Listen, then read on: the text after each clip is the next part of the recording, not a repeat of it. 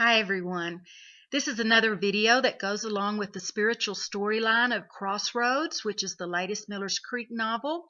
The book tells the story of a woman who is defected from Christianity because of life struggles. And it also tells the story of the man who refuses to let her wander further from God, even if it means leaving his comfort zone. This is a very relevant topic for each of us because we all have friends, coworkers, and even family members who are in this same sort of scenario. Now, in the first question in this video series, we answered the question, does God really exist? In this video, we're going to address another common question that we get from non-believers and atheists, and that is, if God is so good and loving, then why do bad things happen? In effect, they're asking, why does God allow evil? A couple of analogies can be made in response to this question.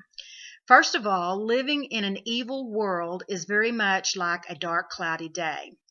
But eventually the sun breaks through the clouds or the clouds go away. And even when it doesn't happen right away, we know that the sun is still shining beyond the clouds. Another analogy is walking into a darkened room, so dark that you can't see your hand in front of your face.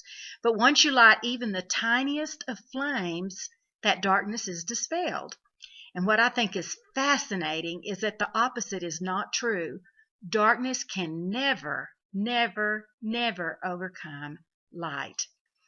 We also need to tell our friends and loved ones that we live in enemy-occupied territory, and this is a fact that's supported by the Bible.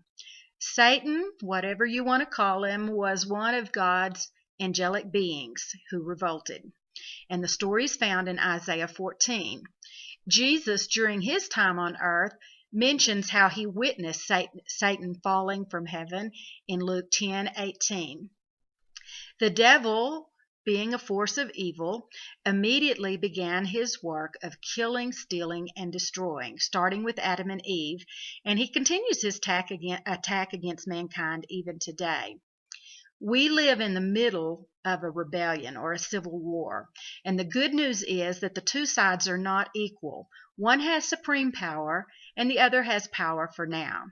Now, I know some people question this. Well, why doesn't God put an end to evil? Well, one day he's going to. But right now he tells us this in 2 Peter 3:9. The Lord is not slow about his promise, as some count slowness, but is patient toward you, not wishing for any to perish, but all to come to repentance.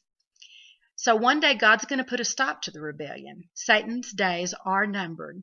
But the question we all have to answer is, which side am I on?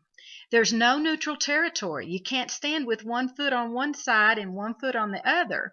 Jesus in Luke 11:23 says this, he who is not with me is against me, and he who does not gather with me scatters. That's why it's so imperative that we rescue the perishing before it's too late.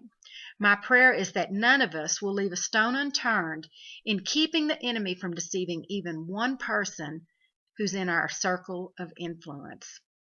God bless.